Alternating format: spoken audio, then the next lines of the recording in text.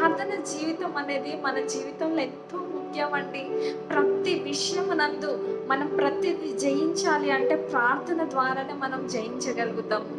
ఆయనను స్తుతించడం ద్వారానే మనము జయించగలుగుతాము. మనకి ప్రార్థన సమయము ప్రేయర్ టైమ్ అనగానే, ప్రార్థన అనగానే ఏదో ఒక ఆటంకం వస్తది గదండీ! ప్రార్థన చేద్దామని మొదలు పెట్టుకుంటే నీకేదో ఒక ఫోనొస్తది గదా! ఎవరో ఒకరు పిలుస్తా ఉంటారు కదా! ఏదో ఒక చిన్న చిన్న పనులు చెప్తా ఉంటారు గదా నీకు. ప్రేయర్ లైఫ్ అనగానే అబ్బా! అని చెప్పి నేను చాలా అలసిపోయాను. చాలా పని చేసేసాను. చాలా అలసిపోయాను. కొంచెం రెస్ట్ తీసుకుంటా అని అనిపిస్తది కదా! ప్రేయర్ అనగానే నిద్రొచ్చేస్తది గదా!